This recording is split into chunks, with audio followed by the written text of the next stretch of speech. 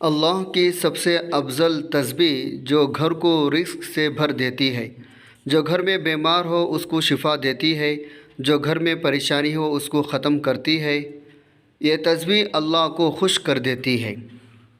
محترم ناظرین، یہ اللہ تعالیٰ کی سب سے افضل تسبیح جو گھر کو رزق کے بھر دیتی ہے، یہ تسبیح اللہ کو خوش کر دیتی ہے۔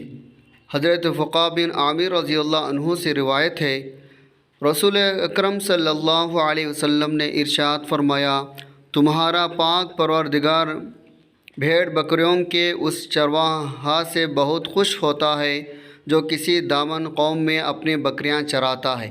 جب نماز کا وقت آ جاتا ہے، نماز کے لیے اذان دیتا ہے اور نماز ادا کرتا ہے۔ اس کی یہ بندگی دیکھ کر اللہ رب العزت ارشاد فرماتا ہے، دیکھو میرے اس بندے کے طرف جو مجھ سے ڈرتے ہوئے اذان دیتا ہے اور نماز ادا کرتا ہے، میں نے اپنے اس بندے کی مغفرت فرما دی اور اسے جنت میں داخلہ کر دیا۔ حضرت سیدنا علی رضی اللہ عنہ سے روایت ہے، نبی کریم صلی اللہ علیہ وسلم نے ارشاد فرمایا، اللہ تبارک و تعالیٰ اس بندے سے بہت خوش ہوتا ہے جو یہ کلمات کہتا ہے۔ ناظرین، ان کلمات کو آپ مغرب اور عشاء کی نماز کے بعد لازمی پڑھا کریں۔ اگر مغرب کے بعد نہیں پڑھ سکتے تو عشاء کے وقت پڑھیں، یعنی سونے سے پہلے۔ جو بندہ یہ کلمات پڑھ کر سوتا ہے، اللہ پاک بہت زیادہ خوش ہوتا ہے، اتنا خوش ہوتا ہے اپنے اس بندے کے گھر کو دولت سے بھر دیتے ہیں، خوشیوں سے بھر دیتے ہیں، خوشحالی کے دروازے اس کے لیے کھول دیتا ہے۔ یہ وہ تسبیح ہے جو آپ کی حاجتوں کو پورا کرے گی، جو آپ کی پریشانیوں کو دور کرے گی، جو آپ کے گھر سے آئے ہر مصیبت پریشانی دور کر دے گی، جو آپ کے گھر کے کونے کونے کو دولت سے رزق سے بھر دے گی، اللہ کی رحمتوں برکتوں سے بھر دے گی۔ بس آپ نے اس تسبیح کو روزانہ مغرب یا عشاء کے نماز کے بعد لازمی پڑھنا ہے، اس کو اپنی زندگی کا حصہ بنا لیں گے۔ اگر آپ چاہتے ہیں اللہ آپ کو کبھی کسی کا محتاج نہ کرے، آپ کسی کے سامنے ذلیل اور رسوا نہ ہو، آپ کو کسی کے سامنے ہاتھ پھیلانا نہ پڑے، آپ اپنے رب کو راضی کرنے کے لیے تسبیح پڑھیں، کیونکہ تسبیح اللہ کو بہت زیادہ محبوب ہے۔ اللہ بہت زیادہ خوش ہوتا ہے جب اس کے بندے یہ تسبیح پڑھتے ہیں۔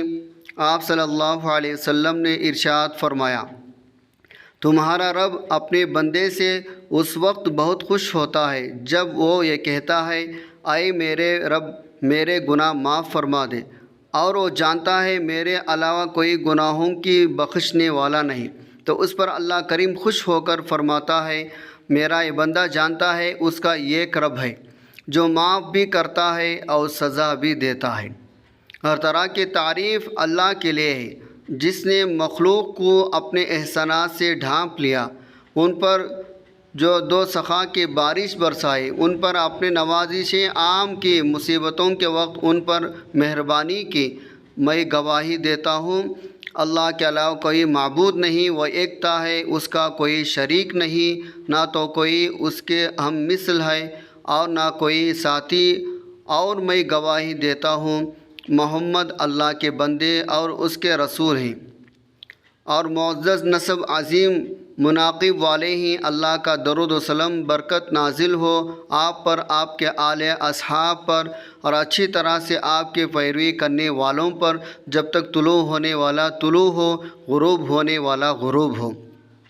میں آپ کو اے لوگوں اور اپنے آپ کو اللہ کے تقوی کی وصیت کرتا ہوں، اللہ کا تقوی اختیار کرو، اللہ آپ پر رحم کرے۔ تقوی سب سے بہتر کمائی اور سب سے عظیم نوازش ہے۔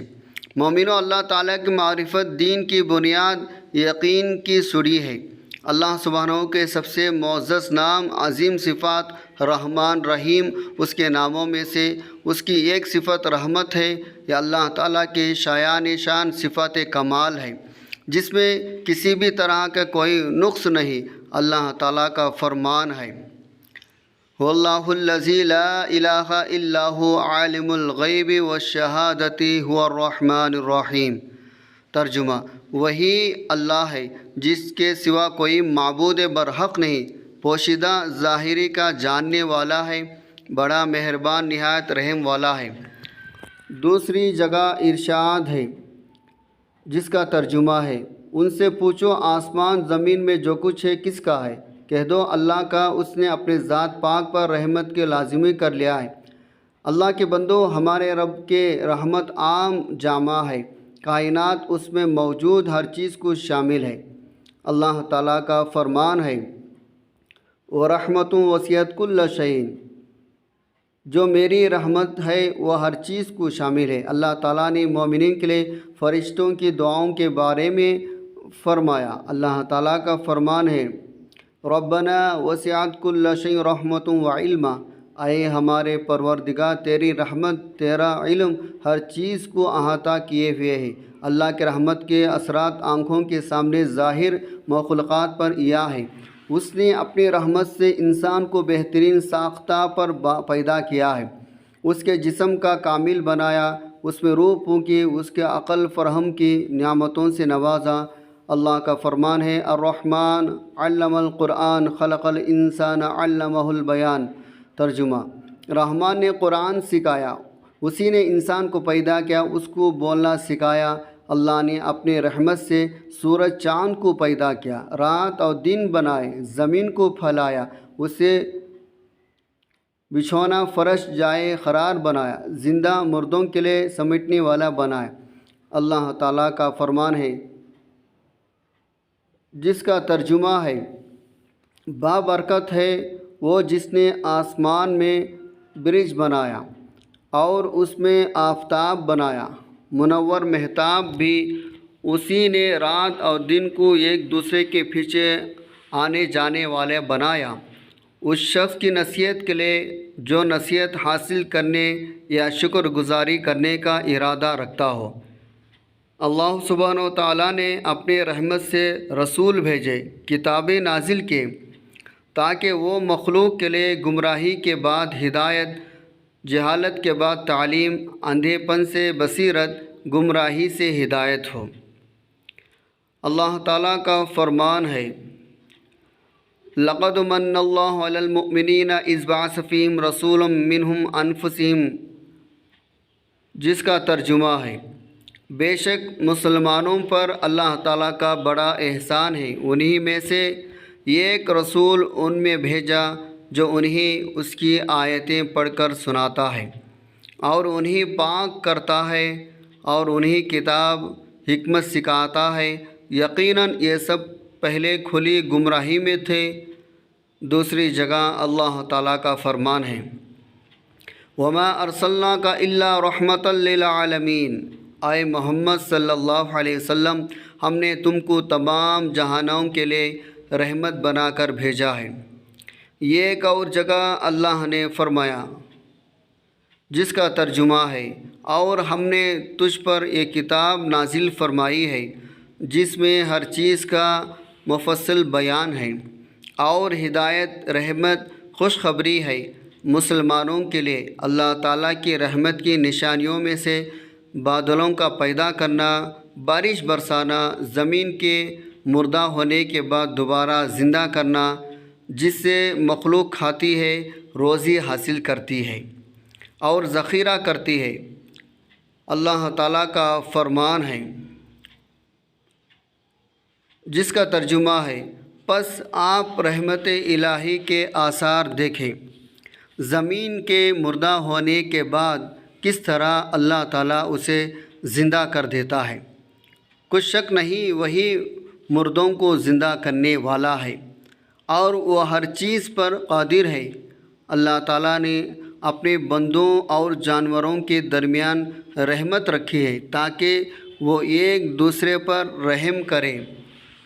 ماں کا اپنے بچوں پر رحم، انسانی دلوں کا کمزوروں کے ساتھ رحم، پرندوں اور وحشی جانوروں کا ایک دوسرے کے ساتھ رحم، صرف رحیم کی رحمتوں کی ایک رحمت کا فیض ہے۔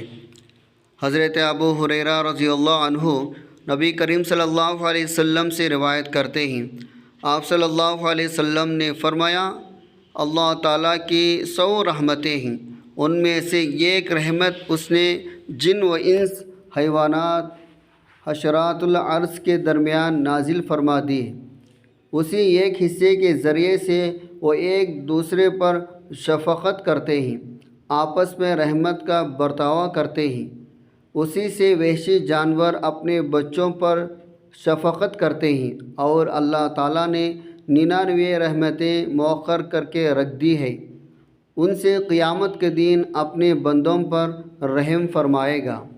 ابن قیم رحمۃ اللہ علیہ کا قول ہے، اور اگر آپ بصیرت کو آنکھ سے دنیا پر غور کریں گے، آپ اسے اسی ایک رحمت سے بھری ہوئی دیکھیں گے جس طرح سمندر اپنے پانی سے، فضا اپنے ہواؤں سے بھری ہوئی ہے۔ اے نیک لوگوں، اپنے بندوں پر اللہ تعالیٰ کی رحمت میں سے ان کے لیے توبہ کا دروازہ کھولنا ہے، ان کے گناہوں کو بخشنا، ان کے عیوب پر پردہ ڈالنا، کیونکہ اس کا حلم اس کے غصے اور اس کے معافی اس کی پکڑ پر غالب ہے۔ پھر وہ انہیں صرف ان کے اعمال کے سبب نہیں بلکہ اپنے رحمت سے جنت میں داخل کرے گا۔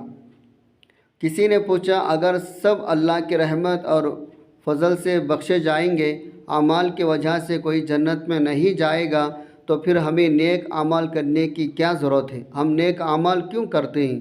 بخشش اللہ کی رحمت ہی سے ہوگی۔ جنت کا داخلہ بھی محض اس کی رحمت کے صدقے ہوگا۔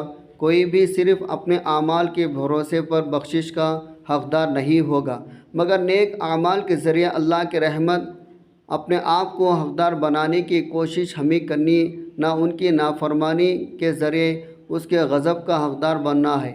جنت کا داخلہ جو اللہ پاک کی رحمت سے ہے، اس رحمت کا حقدار ہونا خود نیک اعمال کی بدولت ہوگا۔ امام غزالی رحمۃ اللہ علیہ فرماتے ہیں، نیک اعمال کی اہمیت اور فضیلت کے متعلق قرآن حدیث میں موجود ہے، دلائل کو شمار نہیں کیا جا سکتا۔ اگر بندہ اللہ تعالیٰ کے فضل و کرم سے جنت تک پہنچ گیا تو اس کی اطاعت عبادت بجا لانے کے بعد ہوگا، کیونکہ اللہ تعالیٰ کی رحمت اس کے نیک بندوں کے قریب ہوتی ہے۔ اگر یہ کہا جائے بندے کا صاحب ایمان ہونا ہی جنت میں داخلے کے لیے کافی ہے، عمل کی ضرورت نہیں، تو ہم کہیں گے آپ کا کہنا درست ہے، مگر اسے جنت میں جانا کب نصیب ہوگا؟ وہاں تک کے پہنچنے کے لیے کافی دشوار گزر، گھاٹیوں اور پرخادیوں کا سامنا کرنا پڑے گا۔ سب سے پہلے مرحلے تو ایمان کی گھاٹی سے بحفاظت گزرنا ہے۔ کیا بندہ ایمانی سلامتی لے جانے میں کامیاب ہوتا بھی ہے؟ نہیں۔ اللہ تعالی ہمارے ایمان سلامت رکھے، آمین۔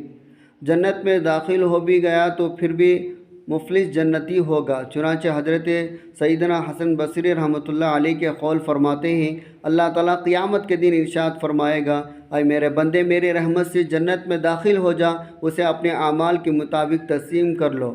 مزید فرماتے ہیں، ام المؤمنین یعنی امیر المؤمنین حضرت سیدنا علی مرتضیٰ رضی اللہ عنہ ارشاد فرماتے ہیں، جو شخص یہ گمان رکھتا ہے نیک اعمال اپنے بغیر داخل جنت ہوگا تو جھوٹی امید آس شکار ہے۔ جس سے یہ خیال کیا نیک اعمال کے بھرپور کوشش سے ہی جنت میں داخل ہوگا، تو گویا وہ اپنے آپ کو اللہ تعالیٰ کی رحمت سے مستغنی بے پرواہ سمجھ بیٹھا ہے۔ حضرت سیدنا حسن بصری رحمۃ اللہ علیہ فرماتے ہیں، اچھے اعمال کے بغیر جنت کی طلب گناہوں سے کم نہیں، اور آپ کا ہی ارشاد گرامی ہے، حقیقی بندگی کی علامت یہ ہے بندہ عمل نہ چھوڑے بلکہ عمل کو اچھا سمجھانا چھوڑ دے۔ سرکار مدینہ اللہ کے نبی صلی اللہ علیہ وسلم کا فرمان عالی شان ہے۔ ترجمہ: عقل مند اور سمجھدار وہ ہے جو اپنے نفس کا محاسبہ کرے، موت کے بعد والی زندگی کے لیے عمل کرے، اور احمق نادان وہ ہے جو نفسانی خواہشات کی پیروی کرے اور نفسانی خواہشات ممنوعات کو ترک کے بغیر اللہ جل جلالہ سے عفو درگزر جنت کی امید رکھے۔ نیز اللہ پاک کا معلوم ہے کون جنتی ہے، کون معاذ اللہ جہنمی، پھر بھی اس نے نیک اعمال فرض کیے ہیں، جو جس کے لیے پیدا کیا گیا اس کے لیے وہ اعمال آسان کر دیے جاتے ہیں۔ یوں گویا بندہ اپنا امتحان کر سکتا ہے، جیسا عمل ویسا ٹھکانہ ہوگا، لہٰذا نیک اعمال کرو تاکہ اللہ پاک کی رحمت کا حقدار بن کر جنت پا سکو۔ جیسا سوال میں آپ نے کہا پھر نیک اعمال کی کیا ضرورت ہے؟ اسی طرح کا خیال ظاہری کرنے پر حدیث پاک میں نبی صلی اللہ علیہ وسلم نے ارشاد فرمایا تھا، عمل کرو، عمل کرتے رہو، ہر کسی کو وہی میسر ہوگا جس کے لیے وہ پیدا کیا گیا۔ جو اہل سعادت میں سے ہوگا اس کو اہل سعادت عمل، جو اہل شقاوت میں سے ہوگا اس کو اہل شقاوت کا عمل میسر ہوگا۔ اللہ تعالیٰ کا فرمان ہے، قل یا عبادی الذی اسرفا، جس کا ترجمہ ہے، اے پیغمبر میرے جانب سے کہہ دو، اے میرے بندوں جنہوں نے اپنے جانوں پر زیادتی کی ہے، تم اللہ کے رحمت سے نا امید نہ ہو جاؤ، بالیقین اللہ تعالیٰ سارے گناہوں کو بخش دیتا ہے، واقعی وہ بڑی بخشش والا، بڑی رحمت والا ہے۔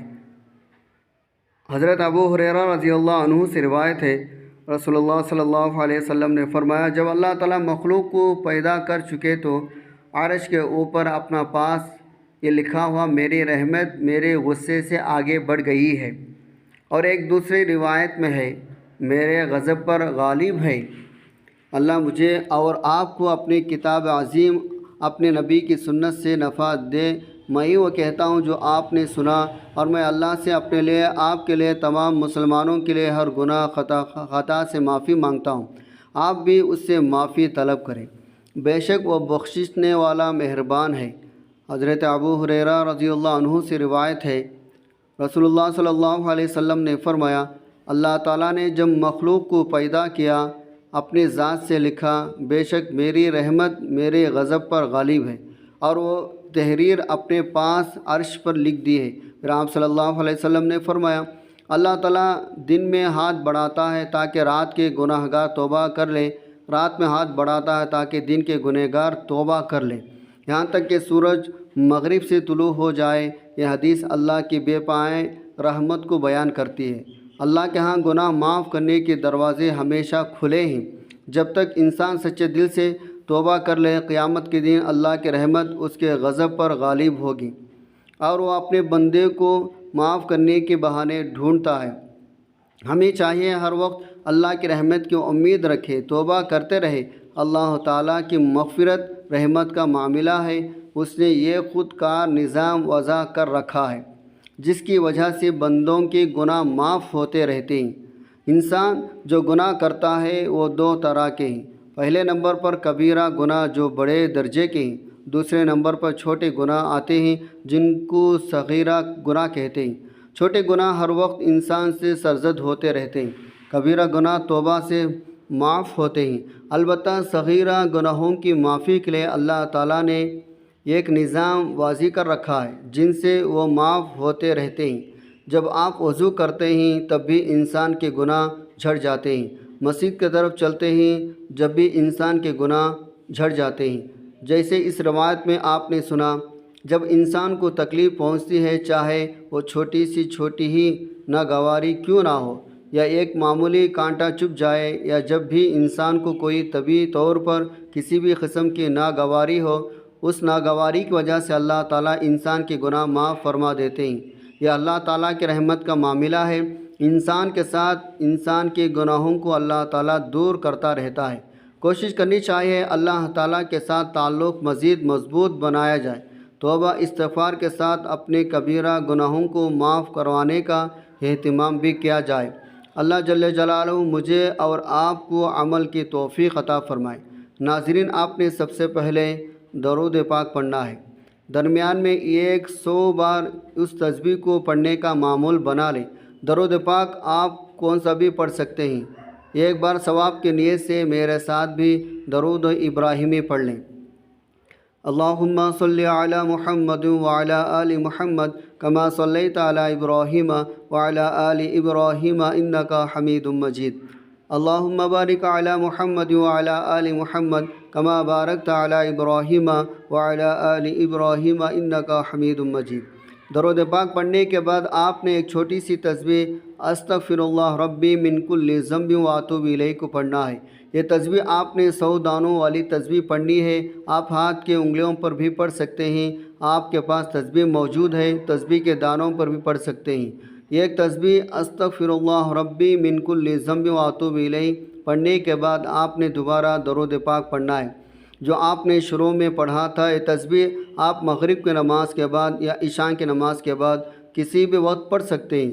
اس تسبیح کو جو چھوٹی سی تسبیح ہے زندگی کا حصہ بنا لیں، انشاءاللہ آپ کے گھر میں رزق کا ڈھیر لگے گا، آپ کے گھر سے پریشانی دور ہوگی، اللہ کے رحمتیں برکتیں آپ پر موصولہ دار بارش کی طرح برسے گی۔ تو آپ نے اس عمل کو لازمی کرنا ہے۔ میرے اللہ تعالیٰ سے دعا ہے اللہ تعالیٰ میرا سنانا آپ کا سننا اپنے پاک بارگاہ الہی میں قبول منظور فرمائے، جو مانگ سکے مقدر فرمائے، جو نہ ہی مانگ سکے بن مانگے عطا فرمائے، آمین ثم آمین۔ دوستوں امید ہے آپ کو آج کی ویڈیو پسند آئی ہوگی۔ ویڈیو کو شیئر کریں، ویڈیو کو لائک کریں، چینل کو سبسکرائب کریں۔ ناظرین اپنی رزق میں برکت و سعادت کشادگی کے لیے اللہ تعالیٰ کے 99 ناموں میں سے کوئی ایک نام کمنٹ پہ ضرور شیئر کریں۔ جزاک اللہ خیرہ۔ اللہ تعالیٰ ہم سب کا حامی و ناصر ہو۔ السلام علیکم ورحمۃ اللہ۔